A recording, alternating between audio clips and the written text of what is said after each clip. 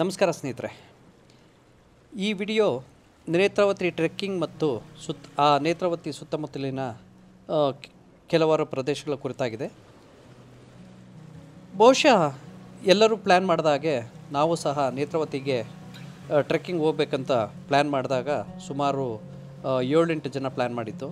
ನಿಮ್ಗೆ ಗೊತ್ತೇ ಇರ್ಬೋದು, ಯಾವುದೇ ಒಂದು ಫ್ರೆಂಡ್ ಸರ್ಕಲ್ ಎಲ್ಲೇ ಆದರೂ ಪ್ಲ್ಯಾನ್ ಮಾಡಿದಾಗ 7-8 ಜನ ಇರ್ತಾರೆ. ಬಟ್ ಕೊನೆಗೆ ಕೆಲವು ಸಮಯ ಒಬ್ಬರೋ ಇಬ್ಬರೋ ಹೋಗ್ಬೇಕಾಗುತ್ತೆ. ಇಲ್ಲೂ ಆಗಿದ್ದು ಅದೇ, ಏನಂದರೆ ಕೇವಲ 3 ಜನ ಕೊನೆಗೆ ಉಳ್ಕೊತೀವಿ. ಸೊ ನಾವು ಕಾರಲ್ಲಿ ಹೋಗೋದೋ ಅಥವಾ ಬೇರೆ ಯಾವುದಾದ್ರೂ ಪ್ಯಾಕೇಜಲ್ಲಿ ಹೋಗಬೇಕು ಅಂತ ಹೇಳ್ಬಿಟ್ಟು ಒಂದು ತಯಾರಿ ನಡೆಸ್ತಾ ಇರಬೇಕಾದ್ರೆ, ಈಗಾಗಲೇ ನಿಮ್ಗೆ ಗೊತ್ತಿರ್ಬೋದು, ಈ ನೇತ್ರಾವತಿ ಟ್ರೆಕ್ಕಿಂಗ್ ಹೋಗಬೇಕು ಅಂತ ಹೇಳಿದ್ರೆ ಆ ಶಿಖರಕ್ಕೆ ನೀವು ಟ್ರೆಕ್ಕಿಂಗ್ ಹೋಗಬೇಕಾದ್ರೆ ಒಂದು ದಿನಕ್ಕೆ ಕೇವಲ 300 ಜನ ಮಾತ್ರ ಬಿಡ್ತಾರೆ. ಸೊ 300 ಜನ ಬಿಡ್ತಾರೆ ಅಂದರೆ ನಾವು ಟಿಕೆಟ್ ಬುಕ್ಕಿಂಗ್ ಮಾಡಬೇಕು. ಸೊ ಆನ್ಲೈನ್ ಟಿಕೆಟ್ ಬುಕ್ಕಿಂಗ್ ಮಾಡೋಕ್ಕೆ ನಾವು ಪ್ರಯತ್ನ ಪಟ್ಟಾಗ ನಮಗೆ ಟಿಕೆಟ್ ಸಿಗಲಿಲ್ಲ. ಸೊ ಟಿಕೆಟ್ ಸಿಗಲಿಲ್ಲ ಅಂದರೆ ಇನ್ನು ಕಾರಲ್ಲಿ ಹೋಗಿ ಅಲ್ಲಿ ಯಾಕೆ ಒಂದು ಅವ್ಯವಸ್ಥೆ ಒಳಗೊಳಗಬೇಕಂತೇಳ್ಬಿಟ್ಟು ಯಾವುದಾದ್ರೂ ಪ್ಯಾಕೇಜಲ್ಲಿ ಸಿಗುತ್ತಾ ಅಂತ ಪ್ರಯತ್ನ ಪಟ್ಟಾಗ ನಮಗೆ ಈ ಟಿಕೆಟ್ ಸಿಕ್ಕಿದ್ದೆ ಈ ಇನ್ಕ್ರೆಡಿಬಲ್ ಕರ್ನಾಟಕದಲ್ಲಿ.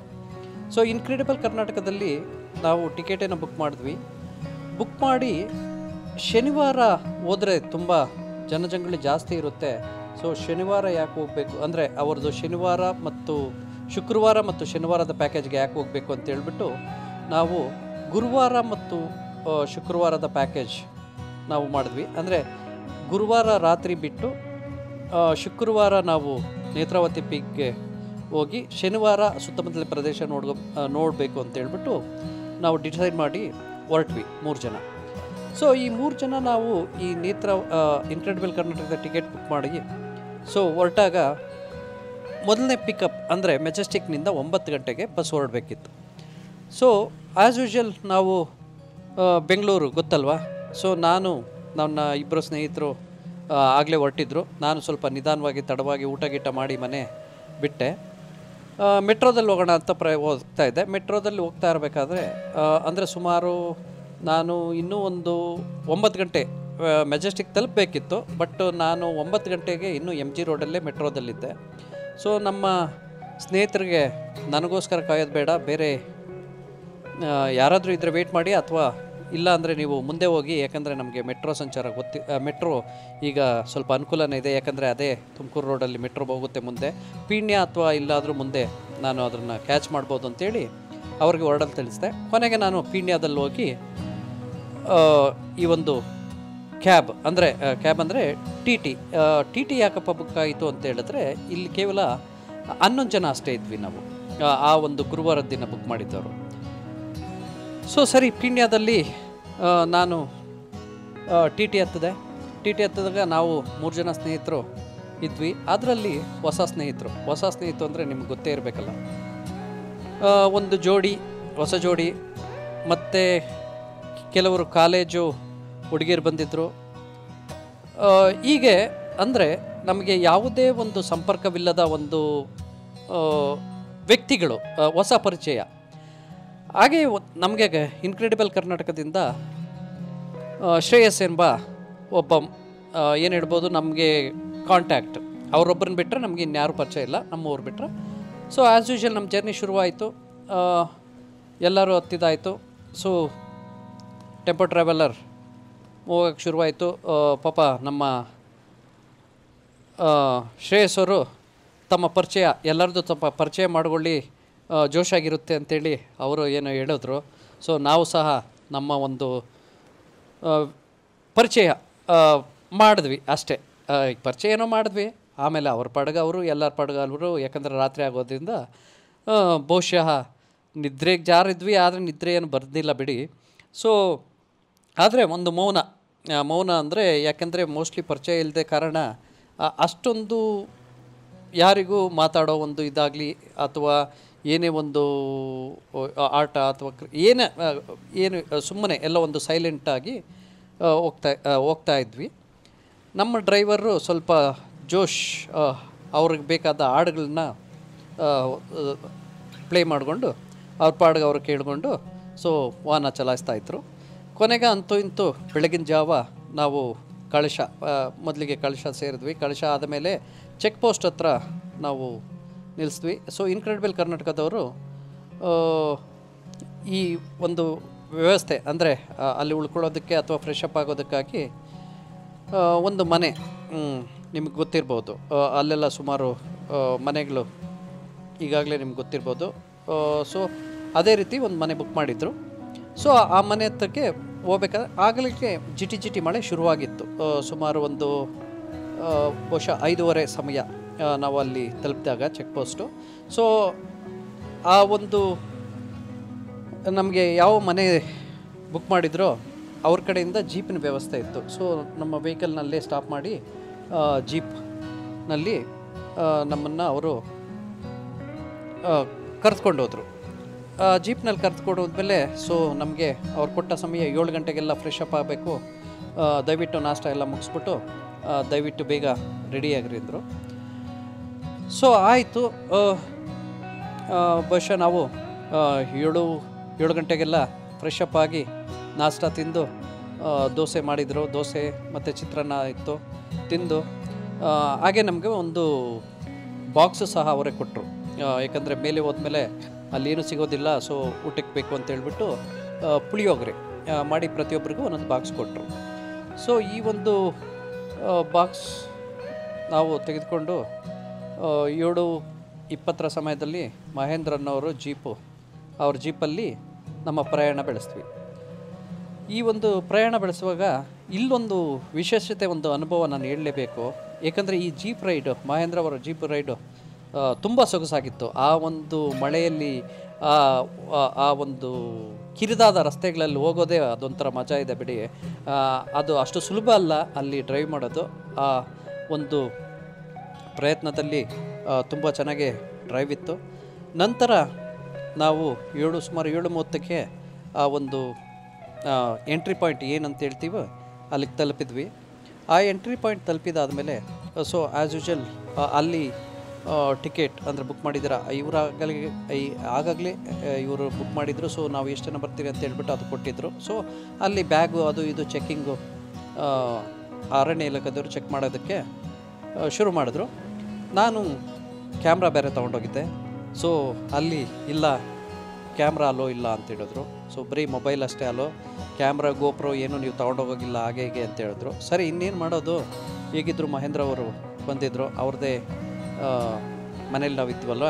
ಸೊ ವಾಪಸ್ ಕಳಿಸ್ಬಿಟ್ಟೆ. ಹೇಗಿದ್ರು ಮೊಬೈಲ್ ಇದೆಯಲ್ಲ, ಮೊಬೈಲಲ್ಲೇ ಶೂಟ್ ಮಾಡೋಣ ಅಂತ ಹೇಳ್ಬಿಟ್ಟು ಕಳಿಸ್ಬಿಟ್ಟೆ. ಸೊ ಮತ್ತು ನಮ್ಮ ದಾರಿ ಅಂದರೆ ನಮ್ಮ ಈ ಒಂದು ಶಿಖರಕ್ಕೆ ಇರುವ ಸಾಹಸ ಶುರುವಾಯಿತು.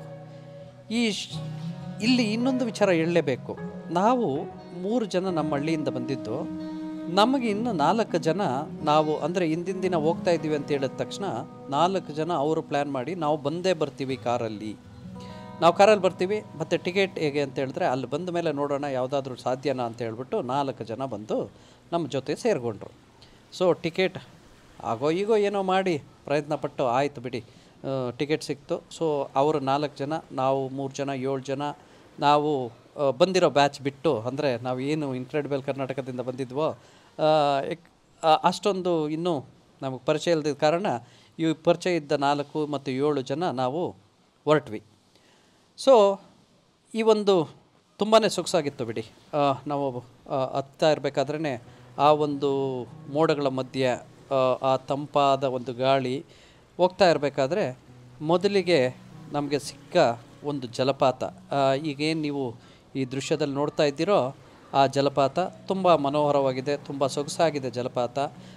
ಹಾಗೆ ಮಳೆ ಬೀಳ್ತಾ ಇದ್ದ ಕಾರಣ ಆ ಒಂದು ಏನು ಹೇಳ್ತೀವಿ ಅಂದರೆ ನಾವು ಆ ಸೊಬಗು ಜಲಪಾತಕ್ಕೆ ಏಳು ಮಾಡಿಸ್ತಾ ಆಗಿತ್ತು. ಬಹುಶಃ ಪ್ರತಿಯೊಬ್ಬರು ಸೆಲ್ಫಿ ಅದು ಎಲ್ಲ ತೆಗೆದುಕೊಂಡು ಜಲಪಾತವನ್ನು ಕೆಲವು ಕಾಲ ಆ ಜಲಪಾತದಲ್ಲೇ ಮೈ ಮರೆತು ಮುಂದುವರಿಯಲು ನಾವು ಹೊರಟಿವೆ.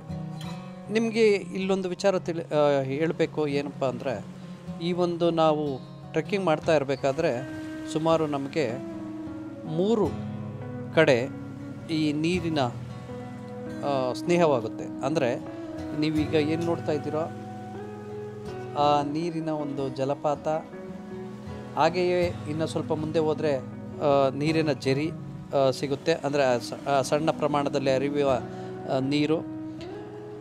ಮತ್ತು ಈ ನೀರನ್ನು ನೀವು ದಾಟಿ ಮುಂದೋದಾಗ ನಿಮಗೆ ಸಿಗುವ ನದಿಯೇ ನೇತ್ರಾವತಿ ನದಿ. ಆ ನೇತ್ರಾವತಿ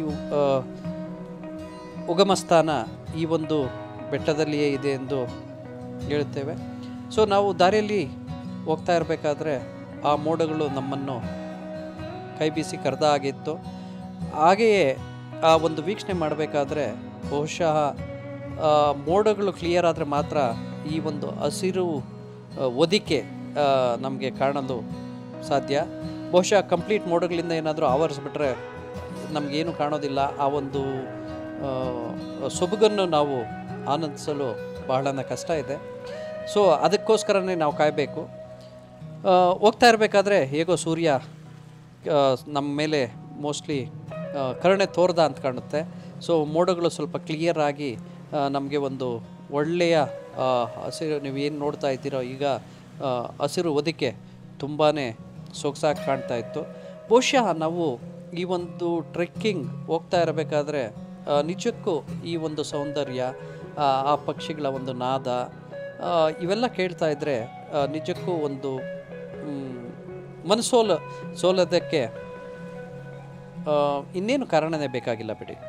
ಸೊ ಆಗೋ ಈಗೋ ನಾವು ಇನ್ನೂ ಇಲ್ಲಿರ್ಬೋದು ಅಂತ ಈ ಒಂದು ಟ್ರೆಕ್ಕಿಂಗ್ ಹೋಗ್ತಾನೆ ಇದ್ವಿ. ಬಹುಶಃ ಈ ಟ್ರೆಕ್ಕಿಂಗ್ ಸುಮಾರು 15 ಕಿಲೋಮೀಟ್ರ್, ಅಂದರೆ ಹೋಗ್ತಾ ಬರ್ತಾ 15 ಕಿಲೋಮೀಟ್ರ್ ಟ್ರೆಕ್ಕಿಂಗ್ ಆಗುತ್ತೆ. ನಾವು ಹೊರಟಾಗ 7:30, ಸುಮಾರು ನಾವು ಆ ತುದಿ ತಲುಪಿದಾಗ ಬಹುಶಃ ಒಂದು 11:30 12 ಗಂಟೆ ಆಗಿತ್ತು ಅಂತ ಕಾಣುತ್ತೆ. ಅಂದರೆ ಅಷ್ಟು ಸಮಯ ತೆಗೆದುಕೊಳ್ಳುತ್ತೆ. ಅಂದರೆ ನಿಮಗೆ 3:30 4 ಗಂಟೆ ಸಮಯ ಈ ಟ್ರೆಕ್ಕಿಂಗ್ ಹೋಗಲು ಬೇಕು. ನೀವೇನೀಗ ನೋಡ್ತಾ ಇದ್ದೀರಲ್ಲ, ನೋಡಿ ಸುಮಾರು ಇದು ಒಂದು 2 ಕಿಲೋಮೀಟ್ರ್ ಡಿಸ್ಟೆನ್ಸ್ ಇರ್ಬೋದು. ಅಲ್ಲಿ ಕೆಲವು ಮನುಷ್ಯರು ಹೋಗ್ತಾ ಇರೋದು ನಿಮಗೆ ಕಾಣ್ತಾ ಇದೆ. ಸೊ ಇನ್ನು ಅಷ್ಟು ಮುಂದೆ ಹೋಗ್ಬೇಕು, ಇಷ್ಟು ಮುಂದೆ ಹೋಗಬೇಕು ಅಂತೇಳಿಯೇ ನಾವು ಮುನ್ನುಗ್ತಾ ಇರಬೇಕು. ಆದರೆ ಈ ಒಂದು ನಡೆದು ಹೋಗುತ್ತಿರುವಾಗ ದಾರಿಯಲ್ಲಿ ನಮಗೆ ಆಗಾಗ ನೀರು, ಆ ಜಲಪಾತ ಅಥವಾ ಆ ನದಿ ಇದನ್ನೆಲ್ಲ ನೋಡ್ತಾ ಇದ್ದರೆ ನಮಗೆ ನಡೆಯುತ್ತಿರುವ ಅಥವಾ ಅದರ ಒಂದು ಯಾವುದೇ ಒಂದು ರೀತಿಯ ಕೈ ಅನುಭವಗಳೇನು ಸಿಗೋದಿಲ್ಲ ಬಿಡಿ. ಆರಾಮಾಗಿ ನಡ್ಕೊಂಡು ಹೋಗ್ತಾ ಇರ್ಬೋದು.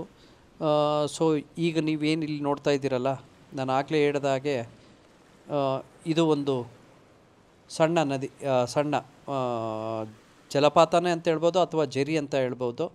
ಸೊ ಇಲ್ಲಿ ಆ್ಯಸ್ ಯೂಶುವಲ್ ಫೋಟೋಗಳು, ಸೆಲ್ಫಿಗಳು ತೆಗೆದುಕೊಂಡು ಮುಂದೆ ಹೋಗ್ತಾ ಇರ್ಬೋದು. ಸೊ ಬಹುಶಃ ಒಂದು ಕೋಲು ಒಂದು ಕೈಯಲ್ಲಿದ್ದರೆ ತುಂಬಾ ಒಳ್ಳೆಯದು ಅಂತ ಕಾಣುತ್ತೆ. ಏನಕ್ಕಪ್ಪ ಕೋಲು ಅಂತ ಹೇಳಿದ್ರೆ ಬಹುಶಃ ಮುಂದೆ ಹೋಗ್ತಾ ಹೋಗ್ತಾ ನಿಮಗೆ ಗೊತ್ತಾಗುತ್ತೆ. ಅದು ಯಾಕೆಂದರೆ ಸ್ವಲ್ಪ ಸ್ಟೀಪ್ ಆಗಿದೆ ಹತ್ತೋದಕ್ಕೆ, ಅದಕ್ಕೆ.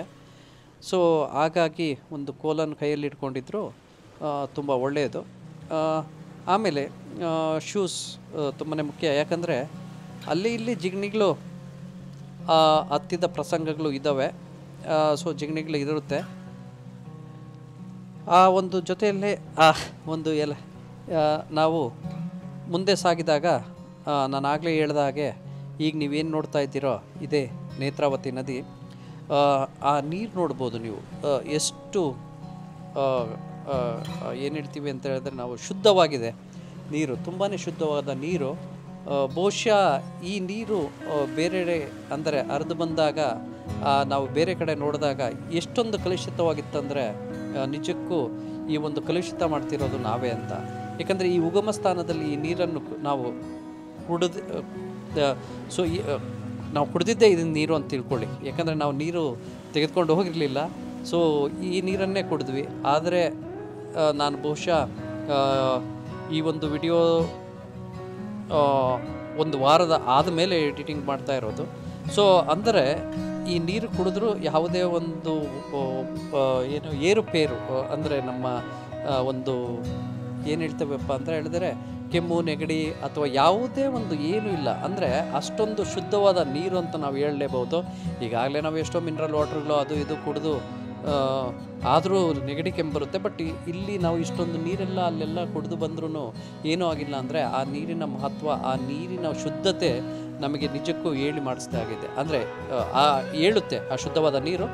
ಏನಂದರೆ ಮುಂದಕ್ಕೆ ಬರ್ತಾ ಬರ್ತಾ ಬರ್ತಾ ನಿಮಗೆ ಗೊತ್ತು ಯಾವ ರೀತಿ ಈ ಒಂದು ಕಲುಷಿತವಾಗುತ್ತೆ ನೀರು ಅಂಥೇಳಿ. ಸೊ ಈ ಒಂದು ನದಿ ಬಹುಶಃ ನಾವು ಹೋದಾಗ ಸ್ವಲ್ಪ ಮಳೆ ಕಡಿಮೆ ಇದ್ದ ಕಾರಣ ನೀರು ಇಲ್ಲಿ ಸ್ವಲ್ಪ ಸುಮಾರಾಗಿ ಹರಿತಾ ಇತ್ತು. ಮುಂದಕ್ಕೆ ಮಳೆ ಏನಾದರೂ ಜಾಸ್ತಿ ಆಯಿತು ಅಂತ ಹೇಳಿದ್ರೆ ಈ ನದಿಯ ನೀರು ತುಂಬಾ ಜಾಸ್ತಿ ಆಗ್ತಾ ಅಂತ ಕೇಳ್ಪಟ್ಟಿದ್ವಿ. ಸೊ ಈ ನೀರೇನಾದರೂ ಜಾಸ್ತಿ ಆಯಿತು ಅಂದರೆ ಬಹುಶಃ ಈ ಟ್ರೆಕ್ಕಿಂಗ್ನ ಸ್ಟಾಪ್ ಮಾಡ್ತಾರಂತ ಕೇಳ್ಪಟ್ಟಿದ್ವಿ. ಯಾಕಂದರೆ ಈ ನದಿ ದಾಟೋದಕ್ಕಾಗಲ್ಲ. ಆ್ಯಕ್ಚುಲಿ ನಾವು ಇದನ್ನೇ ಟ್ರೈ ಮಾಡಿದಾಗ ಸುಮಾರು ಫೋರ್ಸ್ ಇದೆ ನೀರು, ಅಂದರೆ ಕಡಿಮೆ ನೀರಿದ್ರೂ ಸುಮಾರು ಫೋರ್ಸು ಒಂದು ಮೊಣಕಾಲವರೆಗೂ ನೀರು ಬರ್ತಾಯಿತ್ತು. ಸೊ ಮಳೆ ಜಾಸ್ತಿ ಇದ್ದಾಗ ದಯವಿಟ್ಟು ಬಹುಶಃ ಇದನ್ನು ಸ್ಟಾಪ್ ಮಾಡ್ತಾರೆ. ಯಾಕಂದರೆ ಈ ನದಿ ದಾಟೋದಕ್ಕೆ ಬೇರೆ ಯಾವುದೇ ವ್ಯವಸ್ಥೆ ಇಲ್ಲ.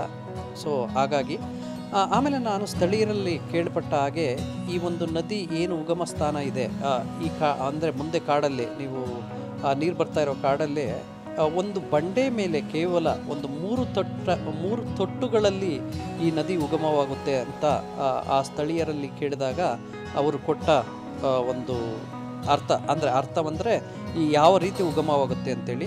ಆ ಸ್ಥಳವನ್ನು ಕೇವಲ ಆ ಸ್ಥಳೀಯರು ಮಾತ್ರ ನೋಡಿದ್ದಾರೆ. ಈಗ ಯಾರಿಗೂ ಹೋಗಲು ಅದಕ್ಕೆ ಅವಕಾಶವಿಲ್ಲವಂತೆ. ಯಾವುದೇ ಫಾರೆಸ್ಟ್ ಡಿಪಾರ್ಟ್ಮೆಂಟವರು ಅಲ್ಲಿಗೆ ಹೋಗೋದಕ್ಕೆ ಬಿಡೋದಿಲ್ಲಂತೆ. ಸೊ ಅಲ್ಲಿ ನಾನು ಕೇಳಿದ ಪಟ್ಟಿಗೆ ಏನಾದರೂ ಪೂಜೆ ಅಥವಾ ಜಾತ್ರೆ ಯಾವುದಾದ್ರೂ ಹಳ್ಳಿಗಳು ಮಾಡ್ತಾರ ಅಂತಕ್ಕೆ ಇಲ್ಲ. ಯಾವ ರೀತಿಯ ಒಂದು ಸಂಪ್ರದಾಯ ಅಥವಾ ಆಚರಣೆಯೂ ಸಹ ಅಲ್ಲಿ ಇಲ್ಲ. ಬಹುಶಃ ನೀವು ಈ ಒಂದು ಜಾಗದಲ್ಲಿ ಹೋದಾಗ ಈ ಒಂದು ರಮಣೀಯ ಸ್ಥಳಗಳಲ್ಲಿ ನಮಗೆಲ್ಲ ಗೊತ್ತು ಫೋಟೋ ಇಡಿಸೋ ಹುಚ್ಚು, ಸೆಲ್ಫಿ ಹುಚ್ಚು. ದಯವಿಟ್ಟು ನಿಮ್ಮ ಹುಷಾರಾಗಿ ನೀವಿರಿ. ಯಾಕಂದರೆ ನೀರು ನಾವು ಎಷ್ಟೇ ಏನೇ ಮಾಡಿದ್ರೂ ಪ್ರಕೃತಿ ಮುಂದೆ ನಾವು ಚಿಕ್ಕವರೇ. ಯಾವ ಸಮಯ ಯಾವ ರೀತಿ ಇರುತ್ತೋ ಗೊತ್ತಾಗೋದಿಲ್ಲ. ನಮ್ಮ ಹುಷಾರಲ್ಲಿ ನಾವಿರಬೇಕು. ಆಗೋ ಈಗೋ ನಾವು ಹೇಳಿದ್ನಲ್ಲ, ನಾವು 3 ಜನ ಮತ್ತು 4 ಜನ ಕಾರಲ್ಲಿ ಬಂದು 7 ಜನ.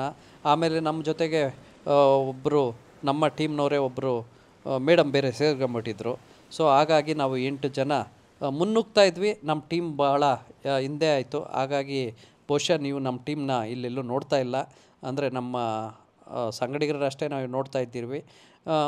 ಮುಂದೆ ಬರೋ ವಿಡಿಯೋದಲ್ಲಿ ನಾನು ಹೇಳ್ತೀನಿ. ಹಾಗೆ ನಮ್ಮ ಟೀಮು ಸಹ ಫುಲ್ ನಾನು ತೋರಿಸ್ತೀನಿ ನಾವು ಏನು ಇನ್ಕ್ರೆಡಿಬಲ್ ಕರ್ನಾಟಕದಿಂದ ಬಂದ್ವಿ ಅದು. ಸೊ ಈ ಒಂದು ನದಿ ದಾಟಿದ ಮೇಲೇ ನಮಗೆ ಸರಿಯಾದ ಅಂದರೆ ಅನುಭವ, ಟ್ರೆಕ್ಕಿಂಗ್ ಅನುಭವ ಅಂತ ಏನು ಹೇಳಿದ್ವಿ, ಇದುವರೆಗೂ ನಾವು ಇಲ್ಲಿ ಬಂದ ದಾರಿ ಏನಿತ್ತು ಒಂದು ಫ್ಲ್ಯಾಟ್ ಆಗಿತ್ತು ಅಂತ ಹೇಳ್ಬೋದು. ಅಂದರೆ ಯಾವುದೇ ಒಂದು ಕಷ್ಟಕರವಿಲ್ಲದೆ ಆರಾಮವಾಗಿ ಸುಖದಾಯಕವಾಗಿ ಬಂದ ಸ್ಥಳವಾಗಿತ್ತು. ಇನ್ನು ಮುಂದೆ ನಾವು ಏನು ಹತ್ತಬೇಕಿದೆಯಲ್ಲ, ಈಗ ನೋಡ್ತಾ ಇದ್ದೀರಲ್ಲ ನೀವು, ಇದು ನಮಗೆ ದಾರಿ. ಅಂದರೆ ನಿಜವಾದ ಟ್ರೆಕ್ಕಿಂಗ್ ಇಲ್ಲಿ ಶುರು ಆಗುತ್ತೆ.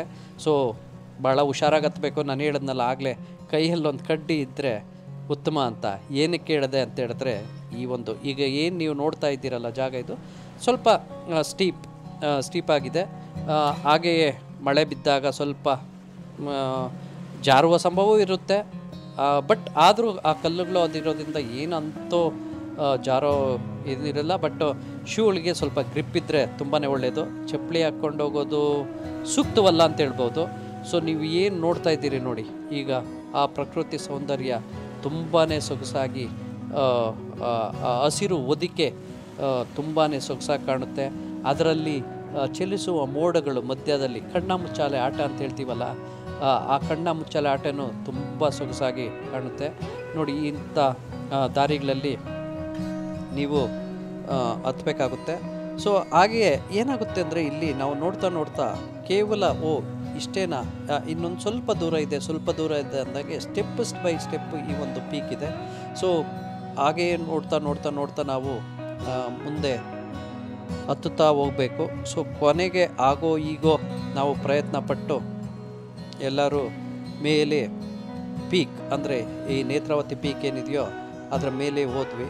ಸೊ ನೀವು ನೋಡ್ಬೋದು, ಅಲ್ಲಿ ಬರೋಷ್ಟೊತ್ತಿಗೆ ಸುಸ್ತಾಗಿರುತ್ತೆ, ಏನು ತೊಂದರೆ ಇಲ್ಲ. ಹಾಗೆ ಮಳೆ ಸಹ ಜಿಟಿ ಶುರುವಾಯಿತು. ಸೊ ಮಳೆ ಶುರುವಾಯಿತು ಅಂದರೆ ಮೋಡ ಇರಲೇಬೇಕಲ್ಲ. ಮೋಡ ಇತ್ತು ಅಂತ ಹೇಳಿದ್ರೆ ನಮಗೇನು ಕಾಣುತ್ತೆ?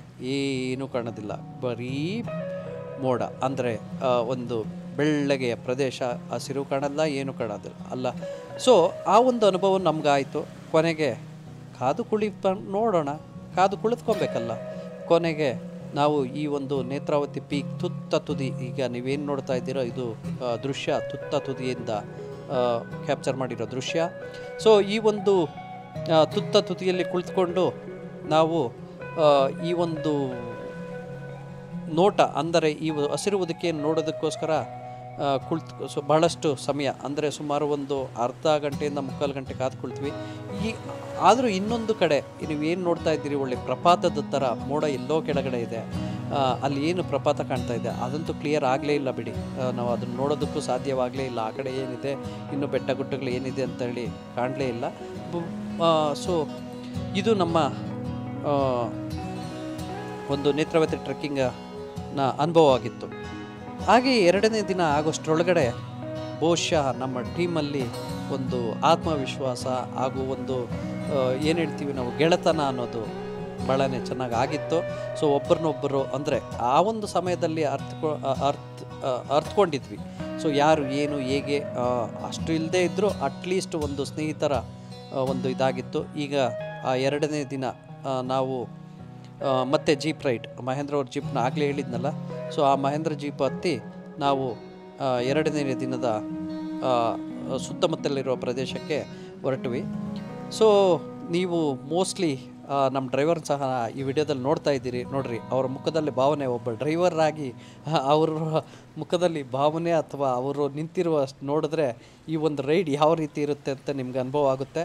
ಸೊ ಅದೇ ರೀತಿ ನಾನು ಸಹ ನನ್ನ ಕ್ಯಾಮ್ರಾದೊಂದಿಗೆ ಈ ಜೀಪ್ನಲ್ಲಿ ಹೊರಟಿರಬೇಕಾದ್ರೆ ಒಂದು ಕೊಂಬೆ ಸಹ ನನ್ನ ಕ್ಯಾಮ್ರಾಕ್ಕೆ ಬಡ್ತು. ಸದ್ಯ ಕ್ಯಾಮ್ರಾ ಏನೂ ಆಗಲಿಲ್ಲ. ಅದೇ ರೀತಿ ಮುಂದೆ ಸಾಗಿದ್ವಿ. ಇದು ನಾವು ಆಲ್ರೆಡಿ ಚೆಕ್ಔಟ್ ಮಾಡಿಕೊಂಡು ನಾವು ಮತ್ತೆ 3-4 ಸ್ಥಳಗಳನ್ನ ನೋಡೋಕ್ಕೆ ಹೊರಟಂಥ ಒಂದು ಸಮಯ. ಸೊ ಆಗಲೇ ಹೇಳಿದಾಗೆ ನನ್ನ ಕ್ಯಾಮ್ರಾಕ್ಕೆ ಆ ಕೊಂಬೆನೇ ಬಡಿದಿತ್ತು, ಬಟ್ ಕ್ಯಾಮ್ರಾ ಏನೂ ಆಗಲಿಲ್ಲ ಬಿಡಿ, ದಯವಿಟ್ಟು ಅದೊಂದು ಅದೃಷ್ಟ ಅಷ್ಟೇ. ಸೊ ಮತ್ತೆ ನಾವು ಹೊರಟ್ವಿ. ನಾನು ಹೇಳಿದ ಹಾಗೆ ನಮ್ಮ ಒಂದು ಸ್ನೇಹಿತ್ವ ನಮ್ಮ ಟೀಮಲ್ಲೇ ಆಗಿತ್ತು. ನಾನು ಹೇಳಿದ ಹಾಗೆ ನಮ್ಮ 4 ಜನ ಬೇರೆಯವರು ಬಂದು ಸೇರಿದ್ದವರು ಅವ್ರ ಪಾಡಿಗೆ ಅವರೆಲ್ಲ ಹೊರಟಿದ್ರು ಬೇರೆ ಕಡೆ. ಸೊ ನಾವು ಯಾಕಂದರೆ ಇನ್ಕ್ರೆಡಿಬಲ್ ಕರ್ನಾಟಕದಿಂದ ಬಂದಾಗ ಅವ್ರ ಟೀಮ್ ಜೊತೆ ಮತ್ತೆ ಸುತ್ತಮುತ್ತಲ ಪ್ರದೇಶ ನೋಡಬೇಕು ಅಂಥೇಳಿ ಜೀಪ್ನಲ್ಲಿ ಹೊರಟ್ವಿ. ಸೊ ಮೊದಲಿಗೆ ನಾವು ಈ ಜೀಪ್ನಲ್ಲಿ ಹೊರಟಾಗ ನಾವು ಟೀ ಎಸ್ಟೇಟ್, ಸಂಸೆ ಟೀ ಎಸ್ಟೇಟ್ ಅಂತ ಬಹುಶಃ ನೀವು ಕೇಳಿರ್ಬೋದು. ರಸ್ತೆಯಲ್ಲೇ ಅದು ಸಿಗುತ್ತೆ. ಒಂದು ಸಂಸೆ ಟೀ ಎಸ್ಟೇಟ್ಗೆ ಹೋಗೋಕ್ಕೆ ಮೊದಲು ನಾವು ನಾಷ್ಟ ನಾನು ಹೇಳೋದು ಮರ್ತಿದ್ದೆ. ಸೊ ಆ್ಯಕ್ಚುಲಿ ಹಿಂದಿನ ದಿನ ಟ್ರೆಕ್ಕಿಂಗ್ ದಿನ ನಾವು ಸುಮಾರು ಒಂದು 4:30 ಸಮಯಕ್ಕೆ ನಾವು ಮನೆಗೆ ವಾಪಸ್ ಆದ್ವಿ. ಆ್ಯಕ್ಚುಲಿ ಇದು ಪ್ಲ್ಯಾನ್ ಪ್ರಕಾರ ಮತ್ತೊಂದು ಈಗ ನೀವೇನು ನೋಡ್ತಾ ಇದ್ದೀರಿ ಇದೆ ಸಂಸೆ ಟೀ ಎಸ್ಟೇಟ್. ಹಾಗೆಯೇ ಇಲ್ಲೊಂದು ಗಣೇಶನ ದೇವಸ್ಥಾನ ಸಹ ಇದೆ. ನೀವು ಹಿಂದೆ ನೋಡ್ತಾ ಇರ್ಬೋದು ಗಣೇಶನ ದೇವಸ್ಥಾನ. ಈ ಒಂದು ಟೀ ಎಸ್ಟೇಟ್ ನಿಜಕ್ಕೂ ತುಂಬಾ ಸೊಗಸಾಗಿದೆ. ಆದರೆ ಬಹುಶಃ ಈ ಟೀ ಎಲೆ ಎಲ್ಲ ನಾವು ಹೋಗೋಷ್ಟೊತ್ತಿಗೆ, ಅಂದರೆ ನಾವು ಹೋದ ಈ ಒಂದು ಕಾಲದಲ್ಲಿ ಎಲ್ಲ ತೆಗೆದುಬಿಟ್ಟು ಅನ್ನೋದು ಅಂತ ಕಾಣುತ್ತೆ. ಭಾಳ ಸುಂದರವಾಗಿರುತ್ತೆ. ಸೊ ಆ ಒಂದು ಟೀ ಎಸ್ಟೇಟ್ ಮುಗಿದ ಮೇಲೆ ನಮ್ಮ ಪ್ರಯಾಣ ಮುಂದುವರೆದಿದ್ದು ಹ್ಯಾಂಗಿಂಗ್ ಬ್ರಿಡ್ಜ್ ನೋಡೋದು. ಸೊ ಹ್ಯಾಂಗಿಂಗ್ ಬ್ರಿಡ್ಜ್ ನೋಡೋದಕ್ಕೆ ಮತ್ತೆ ನಮ್ಮ ಟೆಂಪೋ ಟ್ರಾವೆಲ್ನ ಬಿಟ್ಟು ನಾವು ಜೀಪ್ನ ಹತ್ತಿ ಹೋಗಬೇಕಾಯಿತು. ಈಗ ನೋಡಿ ನಮ್ಮ ಟೀಮ್ ಬಹುಶಃ ಎಲ್ಲರೂ ಕಾಣ್ತಾ ಇರ್ಬೋದು. ಸೊ ಇದೇ ನಮ್ಮ ಟೀಮು.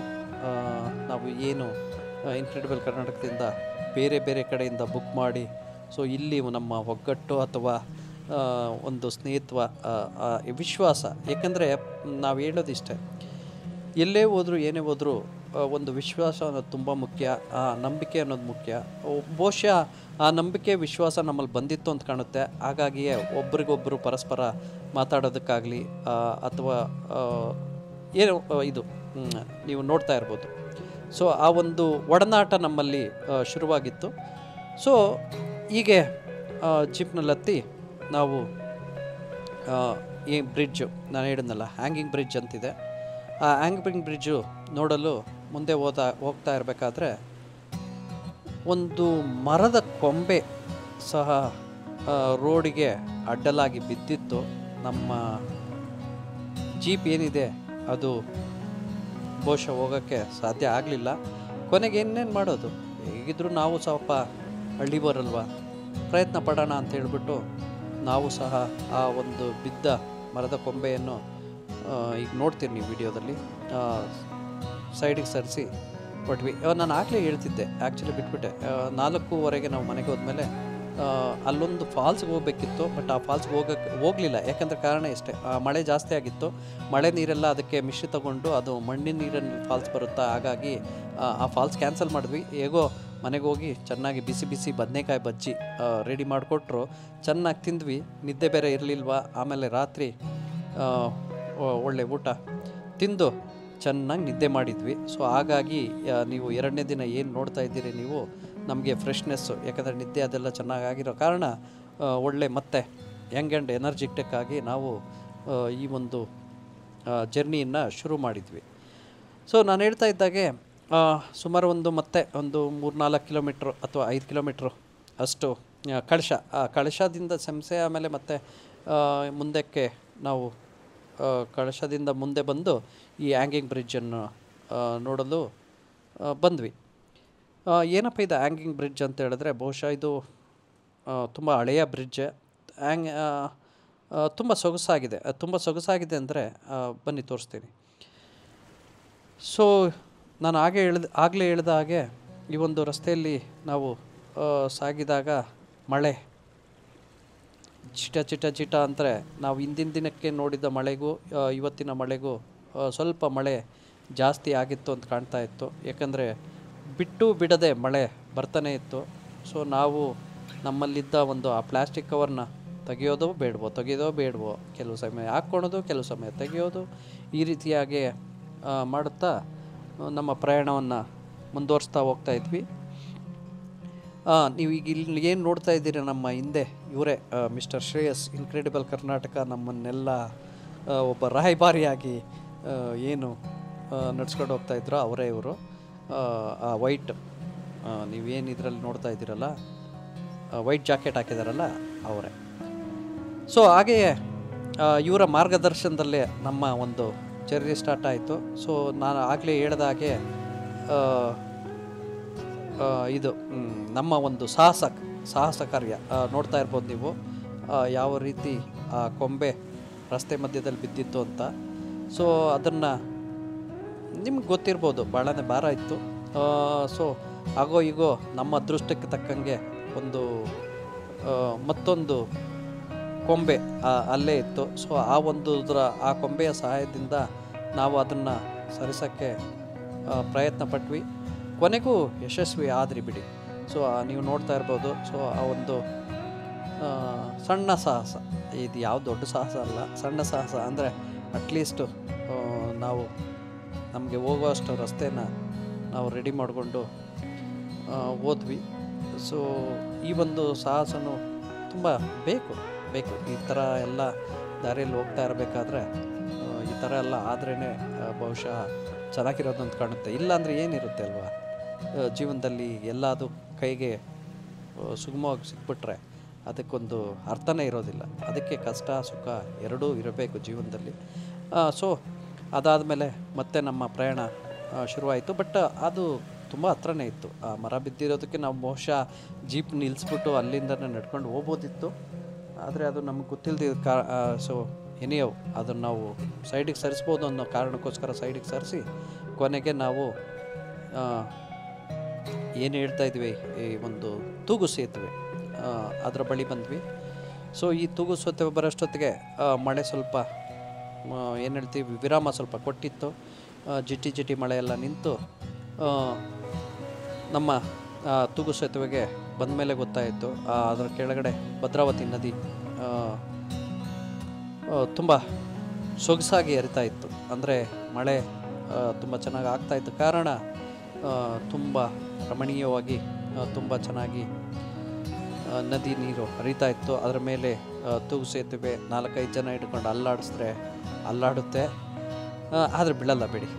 ಹಾಗಂತ ಹೇಳ್ಬಿಟ್ಟು ದಯವಿಟ್ಟು ನಮ್ಮ ಮುನ್ನೆಚ್ಚರಿಕೆ ನಮಗಿರಬೇಕು. ಯಾಕಂದರೆ ಈ ನೀರು ಪ್ರಕೃತಿ ಆಗಲೇ ನಾನು ಹೇಳಿದ ಹಾಗೆ ಆಟ ಆಡೋದು ತಪ್ಪು, ಪ್ರಕೃತಿ ಜೊತೆಲಿ ಆಟ ಆಡೋದು ತುಂಬಾ ತಪ್ಪು.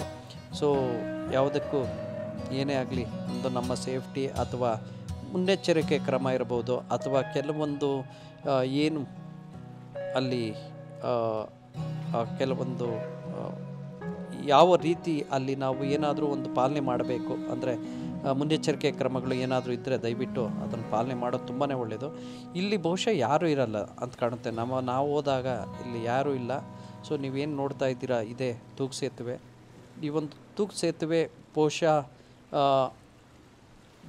ನದಿ ದಾಟೋದಕ್ಕೆ ಮಾಡಿರುವಂಥ ಒಂದು ಸೇತುವೆ. ಸೊ ಇದರ ಕೆಳಗಡೆ ನಾನು ತೋರಿಸ್ತೀನಿ ಬನ್ನಿ, ನದಿ ತುಂಬಿ ಹರಿತಾ ಇತ್ತು. ಬಹುಶಃ ಇನ್ನೂ ನೀರು ಇನ್ನೂ ಜಾಸ್ತಿ ಆಗ್ಬೋದು, ಇದು ಕಡಿಮೆ ನೀರೇ ಇರ್ಬೋದು, ಆದರೂ ತುಂಬ ನೀರು ರಭಸವಾಗಿ ಹರಿತಾ ಇತ್ತು. ಆ ಮಧ್ಯದಲ್ಲಿ ನಿಂತು ಪ್ರಕೃತಿ ನೋಡೋದಕ್ಕೆ ಒಂದು ವಿಸ್ಮಯ. ಆ ಬೆಟ್ಟ ಗುಡ್ಡಗಳು, ಆ ನೀರು, ನಿಜಕ್ಕೂ ನಾವು ಮಾತುಗಳಲ್ಲಿ ಹೇಳೋದಕ್ಕಾಗೋದಿಲ್ಲ. ನಾವು ಎಷ್ಟೇ ಇದು ಮಾಡಿದ್ರು, ಎಲ್ಲೇ ವಿಡಿಯೋದಲ್ಲಿ ನೋಡಿದ್ರು, ಆ ಒಂದು ಜಾಗದಲ್ಲಿ ನಾವು ನಿಂತು ಆ ಒಂದು ಕ್ಷಣ ನೋಡ್ತೀವಲ್ಲ, ಅದಕ್ಕೆ ಸರಿ ಸಾಟಿನೇ ಇಲ್ಲ ಅಂತ ಹೇಳ್ಬೋದು. ಸೊ ಆ ಒಂದು ಪ್ರಯತ್ನದಲ್ಲಿ ಇದೇನೆ ಈಗ ನೀವು ನೋಡ್ತಾ ಇರುವಂಥ ದೃಶ್ಯ ಬಂದು ನಾನು ಹೇಳಿದ ಹಾಗೆ ಇದು ಓವರ್ ಹ್ಯಾಂಗಿಂಗ್ ಬ್ರಿಡ್ಜು ತೂಗು ಸೇತುವೆ. ಯಾಕಂದರೆ ತೇಲಾಡ್ತಾ ಇರೋ ಸೇತುವೆ. ಸೊ ಬಹುಶಃ ನಾವು ಓಡಾಡ್ತಾ ಇರಬೇಕಾದ್ರೆ ಅದು ತೇಲಾಡ್ತಾನೆ ಇತ್ತು. ಸೊ ಈ ಆದಮೇಲೆ ಅಂಬೆ ತೀರ್ಥ, ಅದರ ಸಮೀಪದಲ್ಲೇ ಆ ನದಿಗೆ ಅಂಬೆ ತೀರ್ಥ ಅಂತ ಒಂದು ಈ ಹೆಸರು. ಇಲ್ಲಿ ಕಲ್ಲು ಬಂಡೆಗಳು ಮತ್ತು ರಭಸವಾಗಿ ಹರಿಯುವ ನೀರು. ನಾನು ಈ ಅಂಬೆ ತೀರ್ಥದ ಬಗ್ಗೆ ಹೇಳಲೇಬೇಕು. ಬಹುಶಃ ಈ ಕಲ್ಲು ತುಂಬಾ ಸ್ಮೂತಾಗಿದೆ. ದಯವಿಟ್ಟು ಇಂಥ ಜಾಗಗಳಿಗೆ ಹೋದಾಗ ನಾವು ತುಂಬಾ ಹುಷಾರಾಗಿರಬೇಕು. ಯಾಕಂದರೆ ಹತ್ರ ಹೋಗೋದು ಭಾಳನೇ ಅಪಾಯಕಾರಿ. ಹಾಗೆಯೇ ತುಂಬ ಸುಳಿಗಳಿದ್ದಾವೆ ಅಂತ ಅಲ್ಲಿ ನಾವು ಹೋಗ್ಬೇಕಾದ್ರೆ ಬೋರ್ಡ್ ನೋಡಿದ್ವಿ. ಸೊ ತುಂಬಾ ಎಚ್ಚರಿಕೆ